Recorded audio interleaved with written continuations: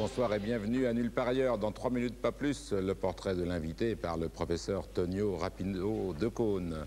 Puis ensuite les informations avec Annie Lemoine, les salons comme hier soir, la poursuite de la découverte de Batimat de Millipol par le professeur Bonaldi. Bref, toute l'équipe au grand complet ce soir. Mais tout de suite, les invités, car il y a beaucoup d'invités. On va commencer par Dolph Lundgren. C'est l'un des hommes les plus forts du monde. Je crois qu'on l'appelle même Monsieur Univers ou Monsieur Muscle, ne m'en voulez pas. Mais il est ce soir l'invité des nuls, en vrai, à 8h20. Jean-Marie Le Pen renouvelle lui complètement son équipe. Elle vous étonnera, le but, la ville propre, c'est dans les arènes, à -5. Dominique Lavanant a rencontré le virus informatique, c'est-à-dire Carl Zero. Interview intéressante. Elle, c'est Martine Boéry, à nouveau sur scène. C'est la survivante des fameuses 3 Jeannes, à 8h. Enfin, ce sont toutes les frustrées et leurs petites sœurs que nous recevons ce soir. Elles sont dans Tourista, le nouvel album de l'invité Claire Bretéché.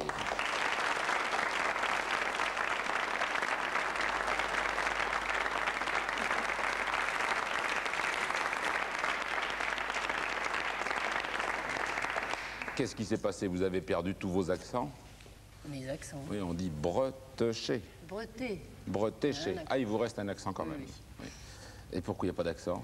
Oh, c'est une erreur d'un employé de la mairie. Je crois qu'avant, ça s'écrivait bretéché, mais ça fait plus plouc bretéché. Breté, vous ne trouvez pas que c'est plus chic? Vous êtes bretonne comme moi? Oui, on est des ploucs. On va se faire mal voir par les Bretons, dites donc. Pas Plougastel, monsieur de Caunes. Bretagne, la bonne Bretagne, Nantes même. Alors bretonne, prof de dessin? Oh oui, très peu de temps, 9 mois. Oui, j'ai été prof aussi, moi pas beaucoup plus longtemps. Vous n'avez pas tenu non plus? Non. Ah, ça vous a pas plu, le professorat? Ça m'a pas tellement plu. Oui. Et encore, les filles n'étaient pas voilées à cette époque-là. Oui, c'était plus facile que maintenant. Ça vous aurait gêné si elles avaient été voilées? Je crois, oui. Oui. Alors vous êtes devenu célèbre, autant que je me souvienne, pour moi en tout cas, avec Cellulite. Oh non, en fait, c'est les frustrés. C'est l'observateur qui m'a fait connaître. Oui, mais Cellulite, c'est plus ancien. Cellulite, c'était plus ancien, oui. C'était dans Pilote encore. C'était dans Pilote, oui. C'était la bande dessinée vraiment pour adolescents qui restait dans... Antoine et moi, on est deux adolescents attardés encore aujourd'hui. Oui. Puis elle était tellement moche, tellement laide. Elle était horrible, hein. Oui. Mal dessinée en plus. Oui. C'était une horreur. Comment mal dessinée? C'est très mal dessiné, oui. J'en ai revu un récemment, j'ai eu honte. Ça veut dire qu'on fait des progrès jour après jour? Oui, c'est comme quand on écrit, on apprend à écrire comme ça, on écrit mal, et puis après l'écriture se forme. On a l'impression pourtant que vous avez toujours su dessiner depuis que vous êtes enfant. Comme c'est gentil. À quel âge vous avez fait votre première BD? 5 ans. 5 ans? Oui, monsieur. Mais vous n'étiez pas aphasique, pourtant vous étiez capable de parler aussi. Oui, mais non, j'ai toujours fait de la BD quand j'étais gosse, c'est vrai. Ça, c'est vraiment frustrant. Alors, pour employer un mot à vous, pour ceux qui sont incapables de mettre 2 traits l'un derrière l'autre et que ça veut dire quelque chose. Je suis incapable de faire 2 notes de musique ou je suis incapable de beaucoup de choses. Ça, je ne vous crois pas vraiment, parce que j'ai lu des interviews anciennes dans lesquelles vous expliquiez que vous étiez, par exemple, incapable de faire de la peinture. Oui, je me sens assez incapable de faire de la peinture, mais j'en fais quand même. Ah bah oui, il y a même des expositions qui font le tour de l'Europe en ce moment. Non, oui, enfin, il y a un peu en Europe. En Europe, en Allemagne. Oui. En Italie, mais pas en France. Donc ça marche, la peinture aussi. Mais la BD, ça reste quand même... Ah, la BD, c'est mon métier. Voilà, donc aujourd'hui, l'album, c'est Tourista, mais on peut dire que c'est la suite des frustrés, des mères, enfin ce sont toujours... C'est les frustrés en vacances. En vacances, hein, dans la Thalasso. Oui, il y a quelques pages sur la Thalasso. Vous n'aimez pas la Thalasso? Je trouve... C'est difficile de se prononcer comme ça sur un secteur qui emploie tant de gens dans notre province. Mais je ne suis pas sûre que ce soit très efficace. Mais enfin, les gens sont contents. Et les voyages non plus, vous n'aimez plus beaucoup si vous avez jamais aimé? Si, j'aime bien les voyages, mais maintenant je vais plutôt en Europe. Je vais plus dans le Moyen-Orient. En tout cas, vous avez toujours le trait aussi dur pour nos petites manies, particulièrement pour vos consoeurs, les dames, mais pour les hommes aussi. Hein. Antoine. Figurez-vous, ma chère Claire, vous permettez que je vous appelle Claire? On va voir. Là, faut dire oui, normalement. Que vous avez beau être blonde aux yeux bleus et moi aux burnes aux yeux noisettes, nous n'en avons pas moins un point commun, celui d'être tous deux aussi timides l'un que l'autre. Une timidité compliquée en ce qui me concerne par le fait que vous-même, vous m'intimidez, avec votre air de ne pas y toucher. Aussi me réfugierai-je ce soir, plus encore que les autres soirs, derrière mes feuilles stratégiquement posées à plat devant moi, là, pour éviter à mes grands yeux étonnés d'affronter trop directement l'œil inquisiteur de Philippe. Oh. L'œil froid de la caméra, et enfin le vôtre clair d'œil, dans lequel la timidité n'hésite pas à se dissimuler derrière un soupçon de laconisme. Mais à vous voir me dévisager ainsi timidement, à l'abri derrière votre frange, Je sens que vous bouillonnez littéralement à l'idée de me demander pourquoi vous m'intimidez. Aurais-je moi-même le courage de vous le dire? Eh bien oui, je me lance. Voilà Claire. Figurez-vous que j'ai toujours rêvé de savoir dessiner, autrement dit d'être capable de tenir un crayon pour en extraire autre chose que ces chapelets de pignolade que je débite dans le double but de faire sourire nos téléspectateurs tout en faisant gagner 5 bonnes minutes à Philippe pour qui c'est toujours ça de prix. Oui.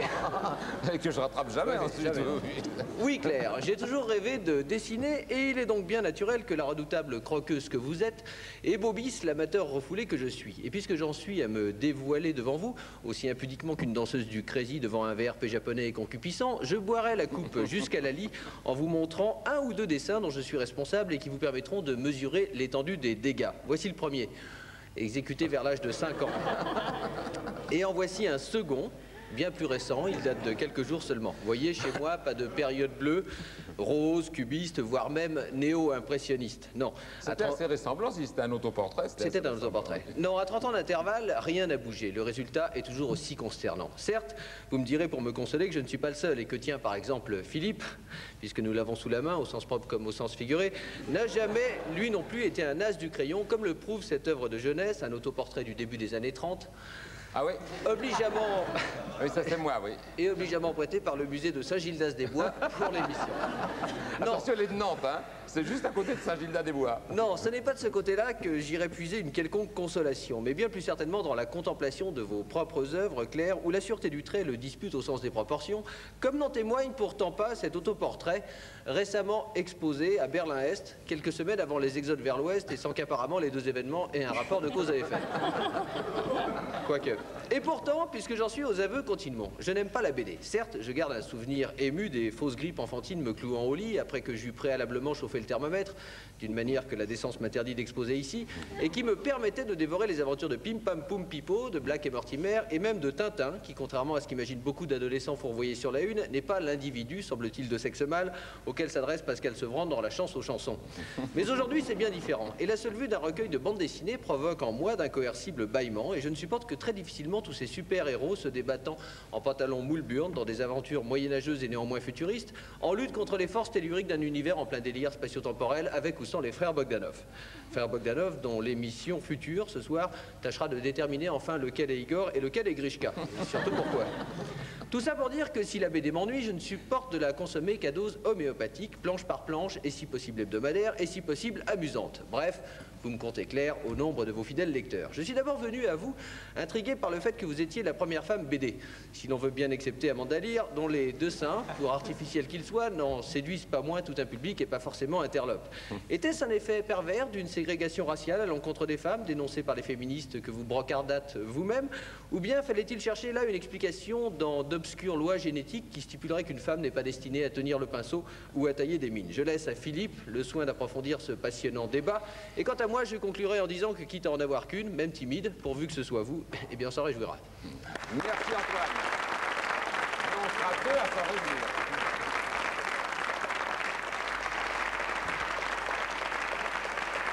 Restez donc là pour répondre à la première question, puisque vous voulez en faire un sujet tout à fait polémique. C'est vrai, il a raison, il n'y a pas beaucoup de femmes dans le dessin. Mais quand j'ai commencé, je ne me rendais pas compte que ça faisait problème. C'est pour ça que je l'ai fait. Mais ça faisait problème? Non, pas du tout.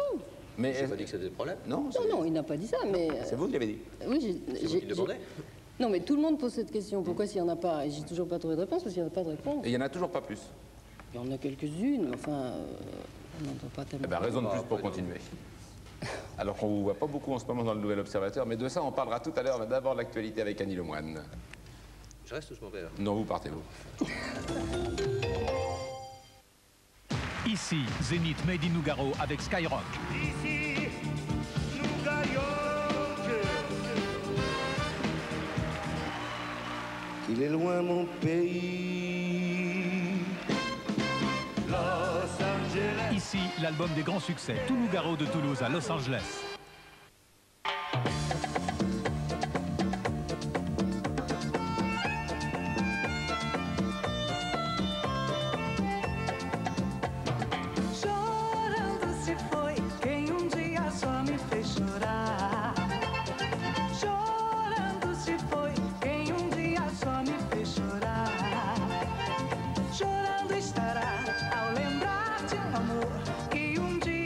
Oh, Sheila, ça me pue le bas. Ornella Muti, star de tous les écrans. Dans son bain, un parfum de bonheur. Le nouveau bain moussant luxe. Nouveau bain moussant luxe, une douceur satin à fleur de peau. Un bain de rêve pour corps de star. Nouveau bain moussant luxe, un traitement de star pour votre corps.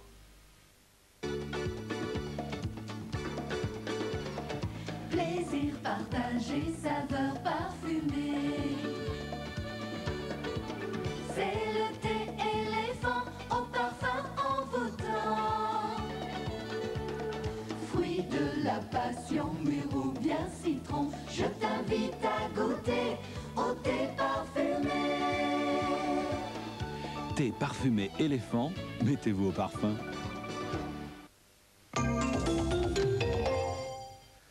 Toute l'actualité avec Annie Lemoine, on va une fois de plus commencer par l'Allemagne de l'Est où on rate un épisode, ça va tellement vite et on est perdu. Hein. C'est vrai, ça va vite. Le numéro 1, Egon Krenz, accélère le mouvement pour essayer de marcher plus vite que les manifestants. Hier, il sacrifiait son gouvernement. Bien aujourd'hui, il vire le bureau politique du Parti communiste. Un nouveau bureau politique est constitué. Il ressort rajeuni, resserré et réformé, car Krenz sort un joker de son chapeau. Un homme avec qui il espère faire équipe, qui sera sûrement son futur Premier ministre. Un homme venu de Dresde, qui est un réformateur gorbatchevien, bon ton, qui s'appelle Hans Modrow. Patrice Desmazeries. Egon Krenz rencontre les manifestants massés devant le bâtiment du comité central après avoir fait le ménage au sein du parti. Un accueil mitigé et pourtant, après la démission en bloc hier du gouvernement, les 18 membres du bureau politique du Parti communiste est-allemand ont dû suivre ce matin le même chemin. Egon Krenz en personne a proposé leur démission dès l'ouverture des travaux du comité central réuni pour 3 jours à Berlin-Est. Une démission acceptée à l'unanimité. La rue a ainsi réussi à obtenir la disparition de la vieille garde associée à l'Aeronecker. En début d'après-midi, le chef du PC de Berlin-Est, Günther Schabowski, un des principaux réformateurs, réélu au bureau politique, a annoncé à la foule la liste des nouveaux promus. La plupart se sont démarqués au cours de ces dernières semaines par leur volonté de conciliation. Même choix pour diriger le gouvernement. Le comité central a proposé Hans Modrow, lui aussi un réformateur notoire. Il reste à cette nouvelle équipe New Look à mettre en œuvre la politique promise, le tournant. Une politique qui jusqu'à présent n'a pas obtenu la confiance de la population. L'exode se poursuit. 11 000 Allemands de l'Est sont passés à l'Ouest ces dernières 24 heures. Et cet après-midi, plusieurs milliers de personnes ont manifesté à Berlin-Est pour réclamer une profonde réforme démocratique du parti. Claire, je ne vais pas vous demander de faire un long commentaire, mais ça doit quand même vous étonner, toute cette foule dans la rue, parce que vous étiez à Berlin-Est il y a combien de temps? Oui, non, il y a 4-5 mois à peu près. Oui. Et oui, c'était très impressionnant comme voyage. Ça fait de l'effet à tous les Français qui vont en Allemagne de l'Est. Il n'y avait personne dans les rues, c'était... Pas un rat, 3 bagnoles par jour, enfin c'est incroyable. Et là, vous voyez maintenant, ils sont tous dans la rue tous les jours. L'autre jour, quasiment la ville entière était dans la rue pour manifester. Et puis ça va vite. Hein. Aux États-Unis, ça bouge aussi, là, beaucoup plus lentement, mais quand même, avènement au pouvoir d'hommes noirs. Homme politique noir, New York, à ce soir, un maire noir, il est démocrate, il s'appelle David Dinkins, élu avec 51% des suffrages, seulement un blanc sur 3 a voté pour lui, mais d'autres grandes villes américaines ont déjà des maires noirs, comme Los Angeles, Washington. C'est pourquoi l'événement ce soir, c'est cet homme qui a été élu, c'est pas encore confirmé officiellement, mais il a des milliers de voix d'avance, élu gouverneur à la tête d'un État, pour la première fois dans l'histoire des États-Unis. Un État du Sud. La Virginie. 5 millions d'habitants, 80% de blancs. C'est Douglas Wilder, démocrate, petit-fils d'esclave. C'est incroyable parce que c'est typiquement l'État ségrégationniste.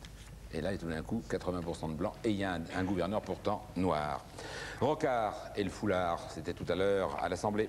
Notre école est laïque, elle ne sera pas multiconfessionnelle, a déclaré le Premier ministre. Jacques Chirac se dit lui aussi clairement opposé au port du foulard à l'école, attaché au principe de laïcité et de neutralité de l'école publique. Ouais, ça, je suis sûr que vos prochaines bonnes femmes, elles vont se retrouver toutes avec un foulard parce que vous en ferez la mode. Non, mais je crois que c'est déjà fait. Jean-Paul Gaultier l'a déjà fait. Oui. C'est terrible. Et c'est ces modes-là que vous assassinez aussitôt. Oh non, j'en fais rien, je me débrouille. Conseil des ministres, aujourd'hui, on s'est occupé des sans-abri qui sont 400 000, l'adoption d'un projet de loi pour le logement des plus démunis, 5 milliards de francs en 90, et des idées comme, par exemple, exonérer d'impôts sur les revenus locatifs ceux qui loueront leur appartement, leur chambre de bonne, à des personnes qui bénéficient du RMI, du revenu minimum d'insertion. Et puis, Georgina va pouvoir aller faire un tour à Lyon. Georgina, c'est Georgina Dufoy. Elle a été nommée aujourd'hui déléguée générale à la lutte contre la drogue. Et à Lyon ont été saisis 142 kilos de hachis, saisie record, valeur 5 millions de francs. Il y a eu plusieurs interpellations. Il faut aussi savoir que c'est fait. Michel Rocard a saisi son bistouri pour séparer l'exploitation de la Poste de France Télécom, qui reste de droit public tous les deux et sous contrôle de l'État. Projet de loi à l'Assemblée au printemps prochain, avant négociation avec les syndicats. Le Liban qui a enfin un président, mais ça n'a rien changé. Il a été accueilli à Beyrouth par une bombe. Explosion à la voiture piégée à Beyrouth-Ouest, 1 heure avant l'arrivée du président Moawad, en secteur musulman contrôlé par l'armée syrienne. 2 morts, dont une fille de 18 ans, une vingtaine de blessés. La bourse? Une hausse de 0,77%. Et puis pour terminer, rubrique People, le mariage de Maradona par Frédéric Lacroix. Cette marée humaine ne célèbre pas la victoire de l'équipe argentine de football, mais le mariage de l'un de ses joueurs, la grande star Maradona. Diego, en tout cas, a disputé hier le match le plus long de sa prestigieuse carrière. Durant la première mi-temps, Claudia Villafañe et Diego Armando Maradona se sont mariés religieusement à l'église du Saint-Sacrement de Buenos Aires, devant leurs 400 invités et les caméras de télévision italiennes. Au début de la deuxième mi-temps, les nouveaux mariés ont donné une gigantesque réception avant de se rendre à Luna Park, le palais des sports de la ville, pour participer à la fête la plus folle de l'histoire du football, avec quelques 1200 invités, dont le président argentin Carlos Menem. Après un match nul, les prolongations se sont jouées dans le plus luxueux hôtel de la capitale, où ils ont passé leur nuit de noces. Diego, en tout cas, n'a pas fait les choses à moitié. Il voulait les meilleurs traiteurs, le charter le plus confortable et les cadeaux les plus chics. Bref, coût du mariage, $1 million. Non seulement il n'a pas fait les choses à moitié, mais ils ont déjà 2 enfants, il faut quand même le savoir. Et là-bas, ça fait un certain bruit.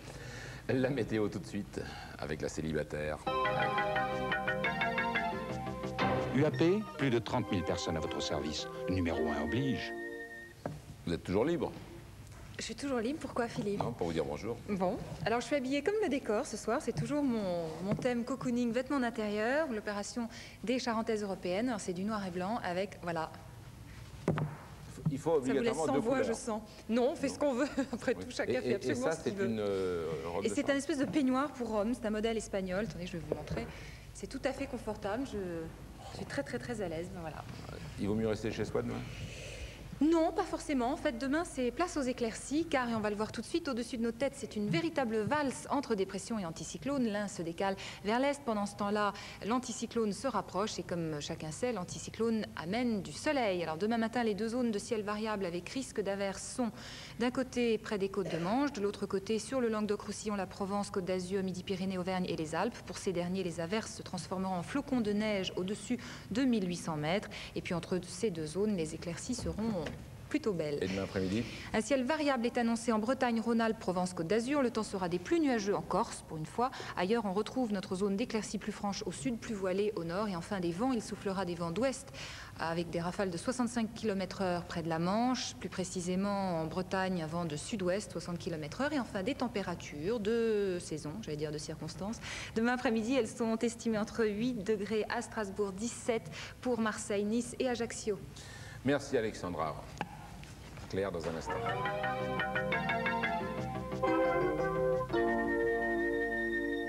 Notre invitée, Claire Bretéché, votre plus grand plaisir dans la vie, en dehors du dessin? Je vous donne 3 questions, vous allez voir. Est-ce que c'est faire la cuisine? Est-ce que c'est courir les magasins avec une copine? Ou bien est-ce que c'est aller chez un psychanalyste? Courir les magasins avec une copine. Ça, je m'en doutais un petit peu. Avec Lavanant, par exemple?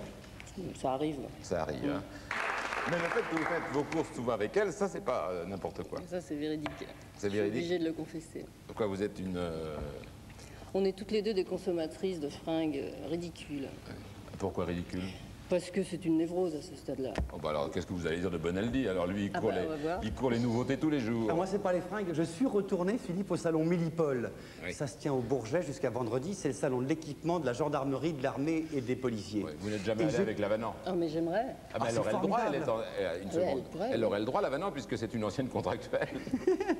C'est le salon de la mort, technologique et parfumé. Ah. C'est magnifique. J'ai trouvé, entre autres, ça. Protex, c'est la dernière nouveauté. C'est une vitre pare-balles, plutôt pare-balles dans un sens. Imaginez, Philippe Gildas est président de la République, je lui tire dessus, il est protégé par cette vitre pare-balles, ça ne passe pas. En revanche, il a un garde du corps, une garde du corps, Claire Bretéché, qui répond à moi terroriste, la balle passe. Ça passe dans un sens, ça passe pas dans l'autre. La balle va traverser. La balle ne traverse pas. Là elle ne va pas traverser. Vous êtes le président de la République, je vais vous tirer dessus. Attendez. Faites attention parce que c'est un 9 mm. Dans ce sens-là, ça traverse pas. Non, vous... non, c'est le bon sens. Non, je vous crois, J'ai vérifié avant, Philippe, c'est le bon sens. Vous allez voir, ça fait beaucoup de bruit. Vous voulez pas? Non, je suis sûr qu'il n'y a pas de balle d'ailleurs, on vous a pas laissé entrer. Exact, on ne m'aurait pas laissé faire. Mais c'est vrai, ça existe. C'est vrai, ça existe, et c'est la société Protex qui fait ça, qui est installée en France, à Vanves. Ceci dit, cette vitre-là, celle-là, j'aurai le droit de le faire, c'est une vitre anti-effraction. Alors, vous tapez dessus avec le maximum de force possible et imaginable. Vous me voyez là? Voilà. Vous êtes prêts? Oui. On fait. Attention. Ça marche pas, vous voyez, j'arrive pas à rentrer dedans. Je vais taper plus fort. Et alors, le problème, c'est que ça me pique ma pioche. On ne peut plus... Laissez tomber, laissez tomber, oui. On ne peut plus rien faire après. Ouais. On a beau essayer de l'enlever, ça rend prisonnier les objets. Et je ne peux pas rentrer à l'intérieur de la bijouterie, du coffre-fort. Venez avec nous. C'est joli, hein? Et ça se vend. Ça se vend 2000 francs le mètre carré, pause comprise. Protex. Mais c'est cher, je vais faire ça chez moi. Je vais faire ça chez moi. Parce que vous pensez qu'aujourd'hui, dans les grandes villes... on a des crises de parano anti-agression. Là, vous traduisez ce que beaucoup de gens pensent, à savoir qu'effectivement, sauf à se protéger partout... Ceci, c'est une nouvelle chaussure. C'est Reebok qui fabrique ça. C'est élégant, hein? Ça sert à courir. Mais surtout, l'intérêt, c'est que ça tient bien le talon. Et ça le tient comme vous le sentez. C'est une pompe qu'il faut pomper. Ici, une petite pompe. Je gonfle et donc j'accentue la pression au niveau du talon. Pof, pof, pof. C'est sérieux, non? C'est vrai? C'est vrai. La cherchez pas, elle sort en mars chez nous seulement en France. Ça coûte 1400 francs la paire. Lorsque j'ai trop gonflé, je peux dégonfler ici. Vous allez voir, ça fait rien. Voilà. C'est beau, hein? C'est drôle que vous parliez de ça, parce que dans une revue qu'on ne trouve que chez les pharmaciens, où je savais que c'était un de vos derniers bébés, ça, un Équilibre, hein, et dedans vous avez une double page, et c'est drôle parce que c'est une dame qui fait du jogging. Oui, qui essaie d'arrêter de faire du jogging. Oui, mais qui faisait du jogging et qui a attrapé le virus du jogging. Oui, c'est ça. Ah bon, on va pouvoir lui envoyer la godasse. Vous n'aimez pas le jogging? Non, pas du tout. Pas du tout, je m'en doutais un petit peu. Moi non plus. Donaldi. Pardon, excusez-moi, je réponds à ma secrétaire. Autre chose. Vous m'expliquerez après quand même, c'est pas police ce que vous faites là. Allez-y là. Oui, mais mine de rien. Ça, on a trouvé ça à un autre salon que je vous conseille également, qui est le salon du bâtiment, Batimat. Tout le monde devrait y aller. C'est une cheville spéciale pour le polystyrène expansé. Vous savez ça? C'est mou, on peut rien faire dedans. Planter un clou là-dedans, il s'en va. Heureusement est arrivé ce gros truc. Vous l'enfoncez comme ça carrément à la main.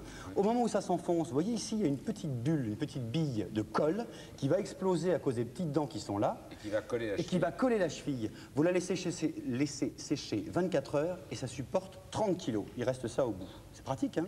Pardon. Non. C'est très bien, oui. C'est pratique. Vrai, et c'est vraiment nouveau. Voilà, ça donne ça. On l'a collé il y a quelques heures. On l'a pas assez enfoncé, mais ça, c'est pratique. Et là, on peut, si vous avez un faux plafond, un truc en polystyrène expansé, n'hésitez pas. Ça se trouve au salon Batimat. Ok, ça s'appelle? Ça s'appelle fixation spéciale. Oh, c'est malin, oui. Non, mais 3615 code C+. Ah, 30. Ça s'appelle 3615 code C+. Pour tout ce que vous venez de dire. Alors, expliquez pour finir ça. Là. Ah, ça, c'est pratique. Vous connaissez le système, vous avez les enfants, du petit interphone qu'on met, on en branche un sur la prise de courant dans la chambre de l'enfant, et puis nous, on est dans le salon, sans fil, uniquement par la prise électrique, on entend ce qui se passe. Vous connaissez ça? Oui, je connais. Tout le monde connaît, bon, sauf Philippe qui n'a pas d'enfant. Eh ben... Enfin, il faut tellement de bruit que je les entends sur l'interphone. Il y a un type qui a inventé Datamate. Datamate, c'est un truc formidable, c'est la même chose, mais entre le patron et la secrétaire. Sans fil, uniquement avec une prise de courant, elle me donne des messages. Pendant que je suis, par exemple, au téléphone, ou en train de parler avec Claire Bretéché, mine de rien, ah, monsieur BV est là. Moi, j'appuie sur une petite touche, est-ce que c'est urgent? Là, ma secrétaire reçoit le message, est-ce que c'est urgent? Voilà, ou bien... Et elle peut vous répondre. Mais qu'est-ce que ça a d'original? Qu'est-ce que ça a d'original? Ben, c'est que je ne suis pas dérangé dans ma conversation. Oui, veuillez faire attendre, s'il vous plaît. Hop, comme ceci. Il ne sait pas que quelqu'un me reçoit et ça me permet de continuer à converser, soit au téléphone, soit en parlant avec les gens. Ça, et ça n'a pas de fil, surtout. C'est que je peux le débrancher. C'est ça, un fil, là. Oui, la prise de courant. Uniquement la prise de courant. Vous voulez jouer la secrétaire? Voilà. Vous êtes le chef, vous. Moi, je suis la secrétaire. Ça coûte 4000 francs la paire, à peu près, et ensuite 2000 francs. Une secrétaire peut ça peut s'installer pourvu qu'on ait le courant électrique. Pourvu que vous ayez le courant électrique. On va lui écrire... Oui, bon, on a compris. On lui envoie... si elle va m'envoyer un message après, et sans que vous le sachiez, vous, c'est quand même pratique, je vais lui écrire... Send. Vous avez mon message? Vous l'avez reçu? Ben non. Vous l'avez pas? Oh mon Dieu, comment se fait-ce? Vous êtes sûr que les voilà. deux sont branchés sur le courant? Oui, oui, parce que peut-être que je ne m'adresse pas au bon patron. Moi, j'ai Monsieur Bu est là. Monsieur BV est là. Oui. Là, BV. vous l'avez, là, maintenant, mon message. Là, j'ai GJGDS. Voilà. Répondez-moi. Vous me répondez en appuyant sur un petit bouton, oui ou non. Ou bien... Appuyez sur n'importe quoi, ça lui fera tellement plaisir. Est-ce urgent, vous demandez à la secrétaire. Mine de rien, hop, ça s'appelle data. Bonaldi, merci, vous pouvez rentrer chez vous. Tout est sur le 36-15. Attendez, 2 secondes encore. C'est quoi? Je vous offre l'Express, le numéro 2001. Ah oui, très bien. Ils sont nés il y a 36 ans. Et 53. Merci. Voilà, le Numéro 16 mai 2001. 1953. Coup de chapeau. Et puis, attendez, il n'y a pas que Canal+ qui fête ses 5 ans, il y a l'événement du jeudi également. 5 ans? 5 ans déjà. Oui. Vous savez, non mais c'est vrai que c'est un journal qui vit bien et au début on n'y croyait pas du tout. Il y avait une blague à l'époque, je ne sais pas si vous la connaissez, qui disait quelle différence il y a 3 mois après le lancement entre l'événement du jeudi et le Titanic. Au moins on chante. Sur le Titanic, au moins il y avait un orchestre. Voilà. Ah non, ça c'était l'opéra de la Bastille et le Titanic. Et ben l'événement du jeudi qui ressemblait à l'époque au Titanic, et il chante avec les imbéciles qui disaient que ça ne vivrait pas, et ben maintenant il va très bien. Coup de chapeau à l'événement de Monsieur Kahn. 5 ans après, il n'a pas coulé et maintenant, en plus, ils ont appris à chanter. Merci Jérôme Bonaldi. Ils auront bientôt un orchestre. D'accord. Notre invité, c'est Tourista, ou plutôt c'est nous tous, à travers le crayon acéré de Claire Bretéché. Alors, comme on peut le constater sur cette couverture, il n'y a pas d'éditeur. C'est marqué à l'intérieur, édité par l'auteur. Oui, oui. Pourquoi? Je fais la tentative au début des frustrés. Parce que les éditeurs, on a toujours des problèmes avec les éditeurs. Vous savez, les éditeurs et les auteurs, c'est le père et le fils qui se haïssent. Oui. Et c'est comme on dit bêtement en psychanalyse. Oui. Et alors donc je me suis passé du père, et puis c'était une tentative qui a marché, donc j'ai continué. La preuve, c'est que vous continuez, mais il y a des jours où ça doit vous ennuyer quand même. Oui, il y a des jours ça m'emmerde sérieusement. C'est comme de faire la soupe tous les jours, ça. Oui, mais je fais un album par an au mieux, donc c'est quand même...